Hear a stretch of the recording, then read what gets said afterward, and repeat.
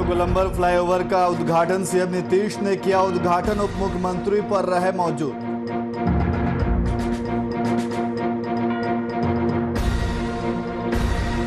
पश्चिम बंगाल चुनाव की तैयारियां तेज। झारखंड कांग्रेस ने तय की गई नेताओं की जिम्मेदारी। कांग्रेस आलाकमान की ओर से दी गई जानकारी। माधोपुर उपचुनाव को लेकर जेएमएम प्रत्याशी तय। जेएमएम से हफीजुल हसन ने दाखिल किया नामांकन। मौके पर जेएमएम कार्यकर्ता रहे मौजूद।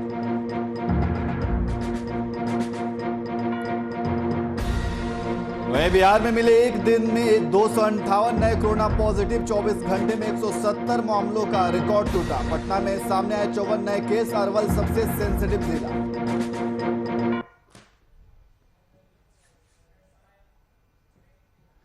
नमस्कार, मैं नियाज खान और आप देख रहे हैं वीआईपी न्यूज। अब सीधे रुख करते हैं खबरों की ओर। बिहार विशेष सशस्त्र कानून पर सस्पेंस को खत्म करने के लिए पुलिस की ओर से प्रेस कॉन्फ्रेंस किया गया और प्रेस कॉन्फ्रेंस में डीजीपी एसके सिंघल, बीएमपी के डीजी आरएस भट्टी, गृह विभाग के अपर मुख्य सचिव चैतन्य प्रसाद समेत कई पुलिस के अधिकारी मौजूद रहे। इस दौरान पत्रकारों के सवालों का पुलिस अधिकारियों ने जवाब दिया। डीजीपी एसके सिंघल ने बिल के प्रावधानों को समझाते हुए कहा कि यह कानून बीएमपी के लिए है, राज्य पुलिस के लिए यह कानून नहीं है। और साथ ही उन्होंने बताया कि इस कानून के माध्यम से सीआईएसएफ के तर्ज पर बिहार सशस्त्र पुलिस को अधिकार दिया गया है।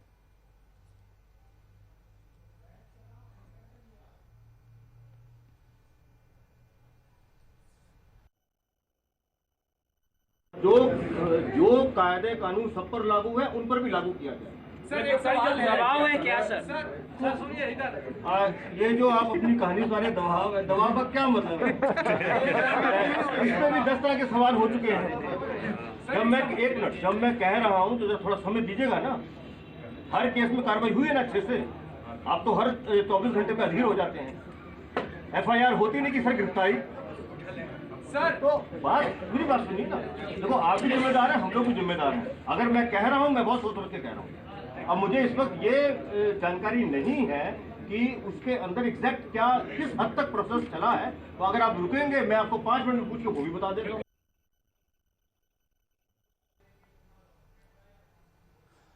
और इसी खबर पर अधिक जानकारी के लिए हमारे संवाददाता कुमार गौतम पटना से हमारे साथ लाइव जुड़ गए हैं। गौतम, जिस तरीके से पुलिस कानून को लेकर के जिस तरीके से जो सस्पेंस बने हुए हैं उसे क्लियर करने के लिए पुलिस द्वारा प्रेस कॉन्फ्रेंस की गई, तो प्रेस कॉन्फ्रेंस में क्या कुछ कहा गया?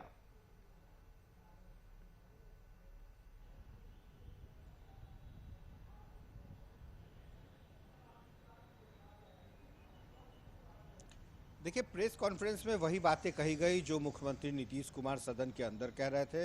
हालांकि सदन के अंदर सुनने वाला विपक्ष नहीं था। जिस विधेयक को विशेष बना करके पास करने की कोशिश की गई, आपने हंगामा देखा कि नियाज किस तरीके से सदन में गरिमा तार तार की गई।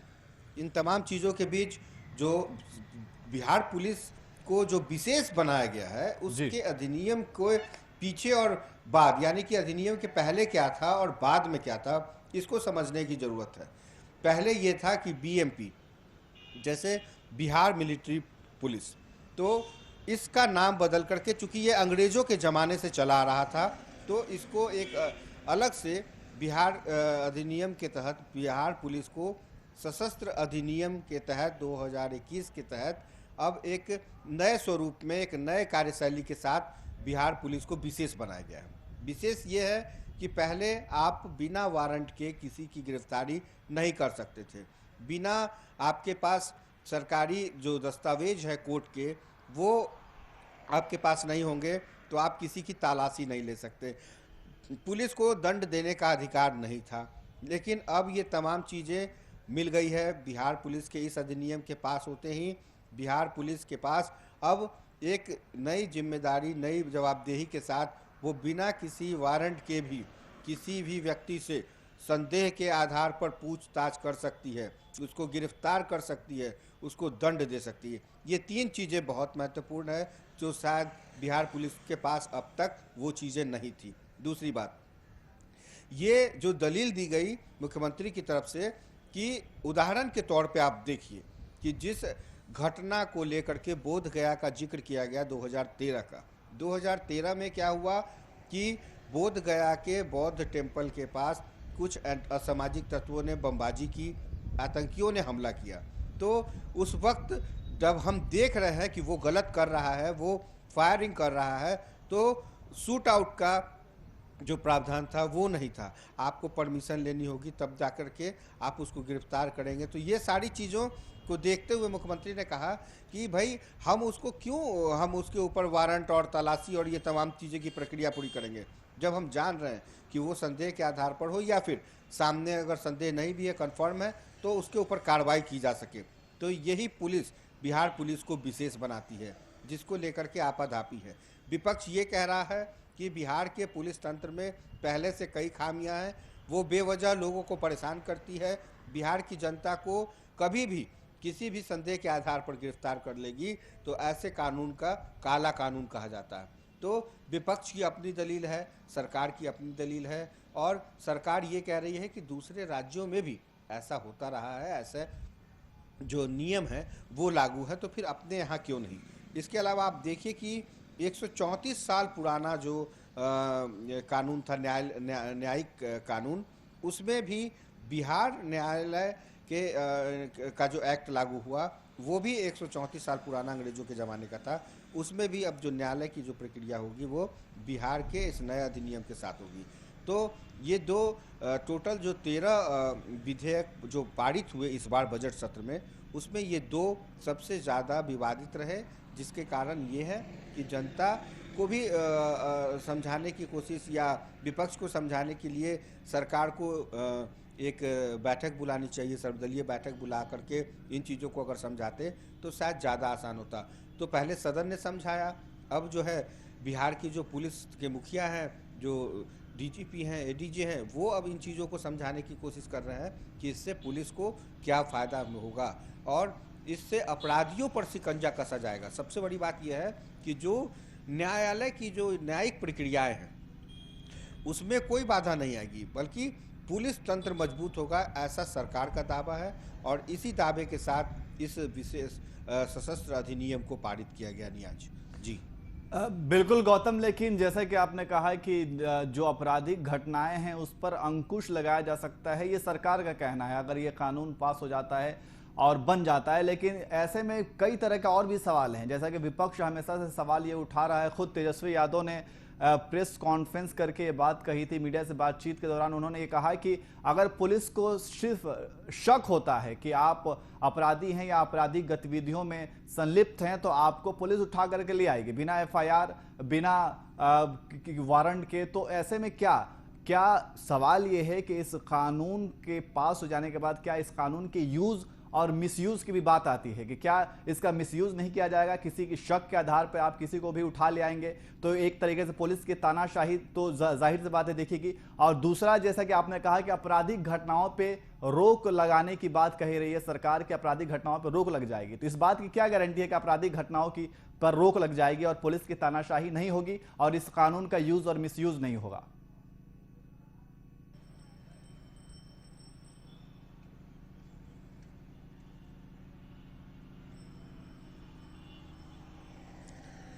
देखिए नियाज, पहली बात कि ये कानून पास हो गया है, अधिनियम पास हो गया है, बजट सत्र के दौरान सदन के दोनों सदनों में पास कर दिए गए हैं, विपक्ष की गैर मौजूदगी में पास हो गया है।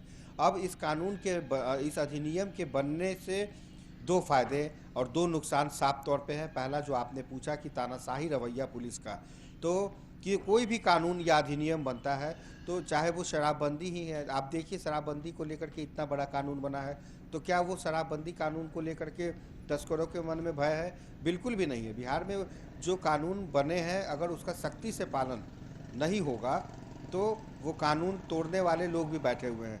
अब रहा सवाल कि जिस पुलिस के पास पहले से इतना पावर है, क्या वो उस पावर के मुताबिक अपराधियों पर शिकंजा कस पा रही थी? तो अगर विशेष उनको बना दिया जाता है उसके बावजूद भी क्या वो निर्दोष इसमें नहीं फंसेंगे? ये एक बहुत बड़ा अहम सवाल पूछा है आपने। और इस पुलिस की जो कार्यशैली है बिहार पुलिस की जो कार्यशैली है इस पर ही सवाल उठा रहा है विपक्ष। और विपक्ष ये कह रहा है कि पहले तो जो अपराधी है उसको तो आप पकड़ नहीं रहे हैं, अब ये पावर अगर दे दिया जाए तो इसमें निर्दोषों को भी फंसाया जा सकता है। तो कहीं ना कहीं इस कानून को लेकर के सब कोई अपनी अपनी दलीलें हैं, लेकिन जो मुख्यमंत्री जो उदाहरण देकर कह रहे हैं कि यदि कोई घटना ऐसी हो रही है, कहीं गोलीबारी हो रही है या कोई अपराधी साफ तौर पे दिख रहा है कि नहीं अब इसने अपराध किया है, तो ऐसे अपराधियों को तुरंत गिरफ्तार करना चाहिए। मतलब वो मुख्यमंत्री क्विक एक्शन लेना चाहते हैं। यही कारण है कि बात चाहे शराबबंदी की हो, बात चाहे किसी भी अपराध की हो, यदि वो साफ तौर पे सीसीटीवी कैमरे में या फिर साफ तौर पे नज़र आ रहा है कि नहीं वो अमुक व्यक्ति ने अपराध किया है, गोली चला रहा है, किसी का मर्डर कर रहा है, तो उसको डायरेक्ट आप पकड़ सकते हैं। उसके लिए उसको मतलब उससे पहले कि वो भाग जाए, इससे पहले कि वो कहीं और निकल जाए, फरार हो जाए, तो उसको आप बिना किसी वारंट के अरेस्ट कर सकते हैं। तो कहीं ना कहीं ये जो चीज़ें हैं ये सामने आ सकती है। तो कुल मिलाकर कह सकते हैं कि कहीं ना कहीं ये जो विशेष अधिनियम है ये कहीं ना कहीं फ़ायदेमंद भी है, तो कहीं ना कहीं अगर इसका मिसयूज होगा तो ये आम निर्दोष के लिए नुकसानदेह तो है ही, और ये कह सकते हैं कि इसका अगर मिसयूज किया जाएगा तो इसका नुकसान भी हो सकता है, और जो बिहार पुलिस की जो कार्यशैली है उसके ऊपर सवाल भी उठाए जा सकते हैं। तो ये ज़रूर है कि इस अधिनियम से कुछ फ़ायदा है तो कुछ नुकसान है, लेकिन जो बिहार की पुलिसिंग है उस पर सवाल उठने विपक्ष जो है लगातार सवाल उठा रहा है सरकार पर और सरकार की इस कार्यशैली पर और इस अधिनियम पर भी। जी गौतम, जैसा कि आपने कहा कि इस कानून के फायदे भी होंगे और नुकसान भी होंगे, तो यही बात है कि ये कैसे सुनिश्चित किया जाएगा कि इस कानून में जिस तरीके से पुलिस को विशेषाधिकार दिया गया है तो इस कानून के तहत वो निर्दोष जो है उसके दायरे में नहीं आएंगे और निर्दोष जो है इसकी चपेट में नहीं आएंगे, ये कैसे सुनिश्चित किया जाएगा?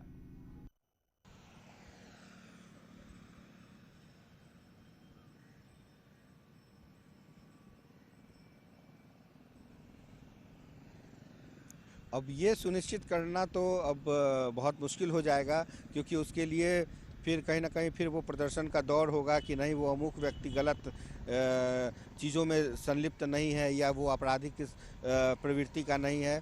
लेकिन अमूमन ऐसा होता नहीं है। अगर वो निर्दोष है तो उसके लिए पुलिस को साक्ष्य जुटाने होंगे। मान लीजिए ठीक है उसने अरेस्ट कर लिया, उसके घर की तलाशी ले ली, उसको अरेस्ट करके जेल भेज दिए, लेकिन जब न्यायालय की जो प्रक्रिया होगी वहाँ पर साक्ष्य की ज़रूरत होगी, तो वहाँ पर पुलिस को तमाम वो सबूत जुटाने होंगे जिसके आधार पर वो कह सकती है कि हमने जो ये एक्शन लिया है इस अधिनियम के तहत, ये उसको दिखाना होगा, उसको साक्ष्य को प्रमाणित करना होगा, तभी न्यायालय उसको, चूँकि सज़ा देना ये न्यायालय का काम है।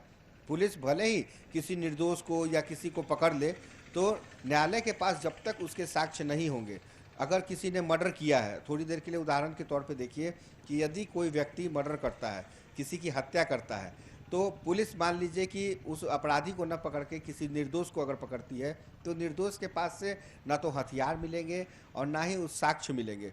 तो हाँ, कुछ शुरुआत में कुछ दिक्कतें हो सकती है, लेकिन न्यायालय के ऊपर सबको भरोसा है। न्यायालय बिना साक्ष्य के, बिना प्रमाण के, बिना सबूतों के आधार पर कोई भी सज़ा मुकम्मल नहीं करती है। वो बहुत ही गवाहों से गुजरना पड़ता है। तो ऐसे में कहीं ना कहीं निर्दोष को थोड़ा सा कष्ट हो सकता है, लेकिन उसको सज़ा नहीं मिलेगी। लेकिन पुलिस को फ़ायदा ये होगा कि अगर मान लीजिए उसने अपराध किया है और अपराध करने के दौरान उसको थोड़ा सा भी शक हुआ और उसने पकड़ लिया और अगर उसने जेल भेज दिया, तो उसको उसके अगेंस्ट जो साक्ष्य है वो तुरंत उसको मिल जाएंगे, उसको भागने का मौका नहीं मिलेगा। और जो अपराधी हैं उसको अब उसके मन में ये डर जरूर आएगा इस विधेयक के पास होने से कि अब पुलिस डायरेक्ट एक्शन ले सकती है, क्योंकि जो जुडिशियली प्रक्रियाएं होती हैं उस प्रक्रिया में कहीं ना कहीं भागने का या फिर वहाँ से फरार हो जाने का, ये सारी चीज़ों के बीच जो समय लगता है शायद वो समय नहीं लगेगा, क्विक एक्शन होगा। ये मुख्यमंत्री की सोच है और यही सोच के आधार पर उन्होंने जो बीएमपी है या जो विशेष अधिनियम सशस्त्र पुलिस बल का जो अधिनियम बनाया है, उनका मकसद, सरकार का मकसद यही है कि बिहार में अपराध का ग्राफ रुके, अब बढ़ते अपराध पर कैसे अंकुश पाया जाए और अपराधियों को जल्द से जल्द सज़ा मिले, इसके लिए ये व्यवस्थाएं की गई है। जी नियाज। जी गौतम, बहुत बहुत शुक्रिया तमाम जानकारी के लिए।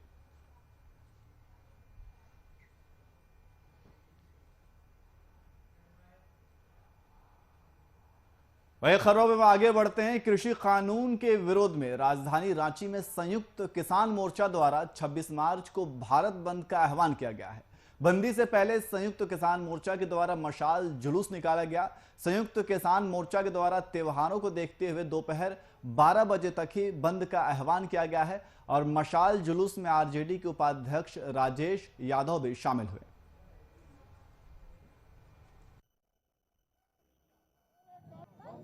किसान मोर्चा द्वारा कल भारत बंद का आह्वान किया गया है। इसी के तहत आज वाम मोर्चा, राष्ट्रीय जनता दल, वाम दल, सारे लोगों ने किसान आंदोलन जो चल रहा है पूरे देश में उसके समर्थन में कल बंद, झारखंड बंद रखने का आह्वान किया है, समर्थन किया है और कल निर्णय लिया है होली को देखते हुए कल 12 बजे तक राजधानी में बंद रहेगा, 12 बजे तक, और पूरे प्रदेश में कल बंदी का आह्वान है।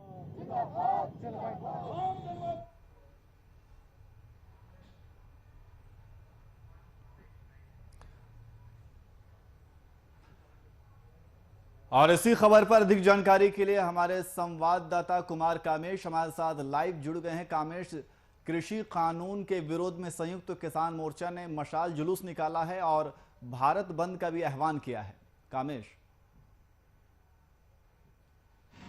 देखिए न्याज, देखिए देश में जिस तरह से 3 नए कृषि कानून बिल लाए गए थे, उस बिल का जो है लगातार जो है देश के जो कृषि संगठन है, किसानों का जो संगठन है, उन संगठनों ने लगातार विरोध कर रहे थे और उस विरोध प्रदर्शन का जो है 3 कृषि कानूनों का जो विरोध प्रदर्शन जो था वो उसके 4 महीने पूरे होने पे जो है किसान संगठनों ने भारत बंद बुलाया है और आज सुबह 6 बजे से शाम 6 बजे तक उनके बंद का समर्थन जो है कई राजनीतिक दलों ने किया है, कांग्रेस ने किया है, लेफ्ट फ्रंट ने किया है, कई छात्र संगठनों ने किया है। देखिए ये 3 कृषि कानून का विरोध जो है जब से कृषि कानून लाए गए केंद्र सरकार के द्वारा, तभी से देश के जो प्रतिष्ठित जो है किसान संगठन है उन लोगों ने इसका विरोध प्रदर्शन किया और विरोध प्रदर्शन करने का उनका जो मांग है कि जो विरोध प्रदर्शन करें कि ये 3 कृषि कानून जो है वो किसानों के विरोध में लाए हैं। इससे इन 3 कृषि कानूनों को उन्होंने काला कानून बताया है।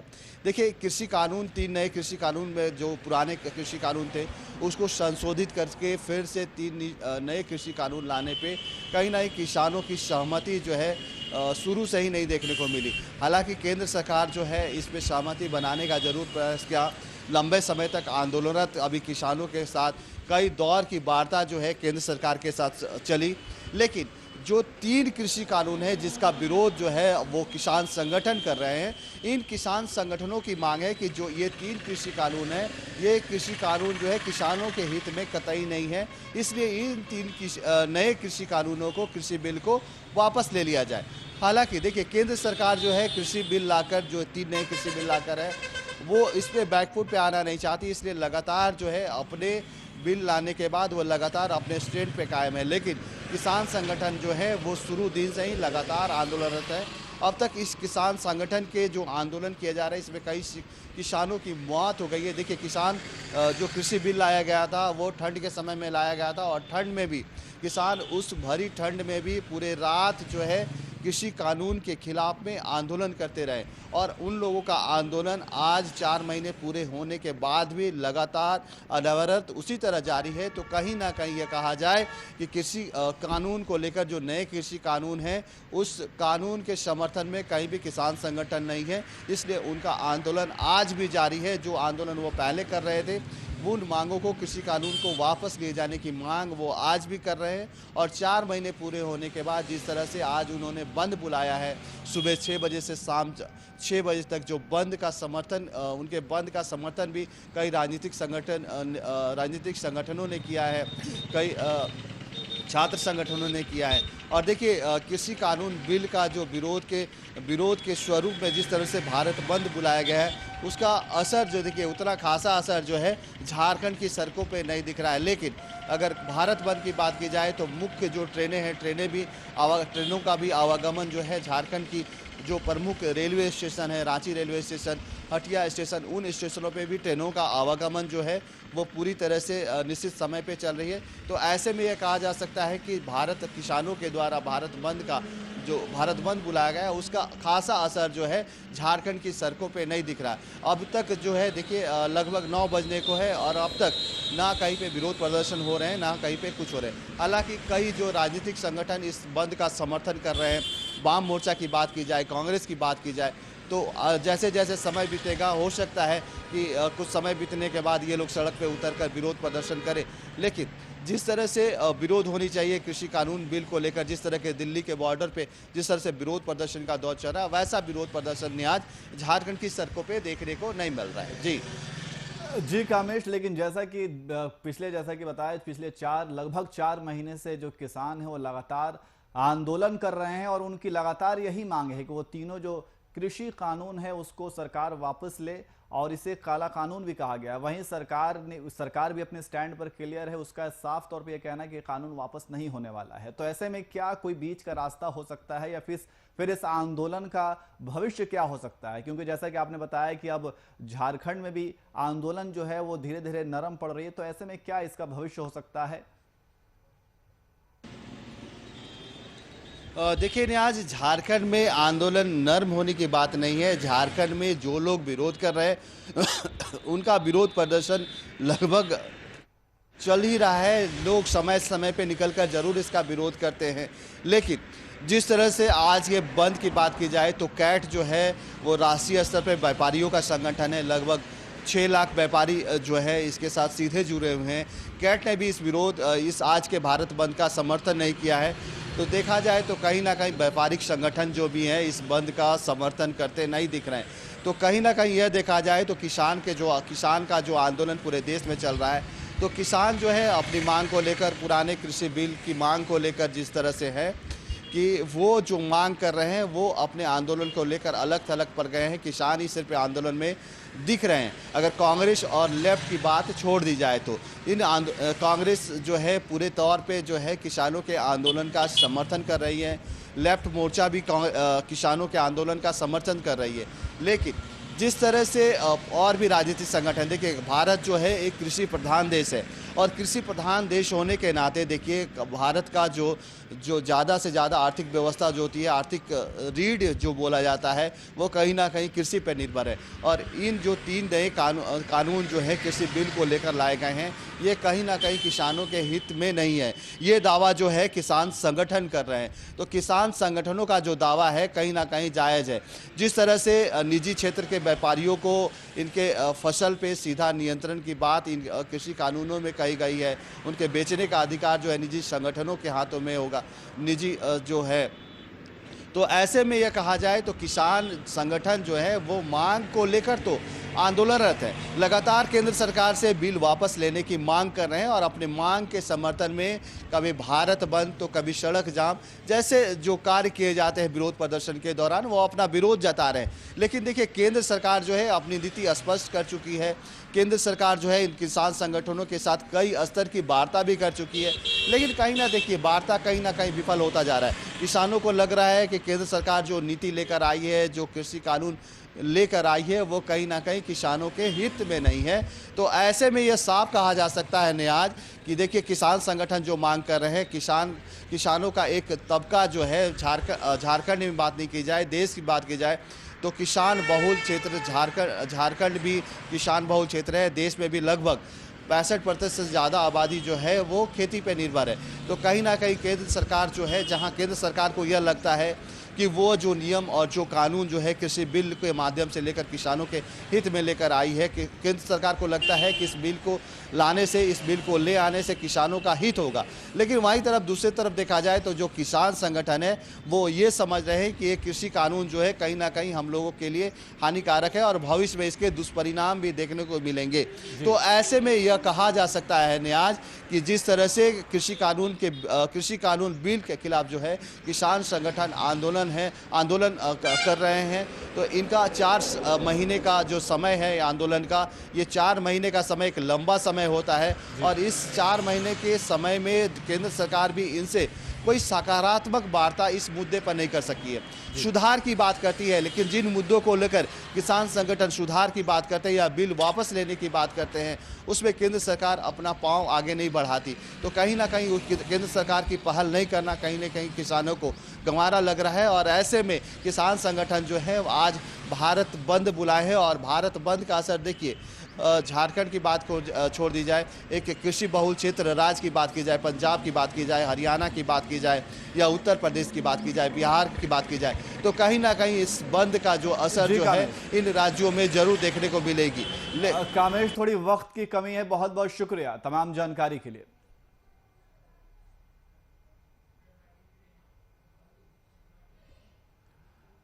वहीं नरेंद्र मोदी विकास मिशन के राष्ट्रीय अध्यक्ष विनोद कुमार विद्यार्थी शेखपुरा पहुंचे, जहां उन्होंने बिहार में उच्च शिक्षा के लिए संस्थान खोले जाने के मुद्दे को लेकर मीडिया से बातचीत की। विनोद विद्यार्थी ने बिहार और झारखंड से बड़ी संख्या में तैयारी के लिए छात्रों के कोटा जाने के विरोध में अपनी प्रतिक्रिया जाहिर की। हमारे बिहार झारखंड में जो भी यहाँ का युवा जो पढ़ने के लिए कोटा राजस्थान जाती है, यहाँ की विद्यार्थियों के साथ दुर्नीति चलती है। वहाँ कांग्रेस की सरकार है, तो बिहार झारखंड से जहाँ भी यहाँ से लड़का जाता है तो वहाँ की बढ़िया व्यवस्था रहने सहने एवं बढ़िया पढ़ाई का, एवं वहाँ का जो है पैसा अधिक रकम ली जाती है, यहाँ का दोहन शोषण किया जाता है विद्यार्थियों किसान के बेटा को। फिलहाल बुलेटिन में इतना ही। देश और दुनिया की तमाम खबरों के लिए देखते रहिए VIP न्यूज। नमस्कार।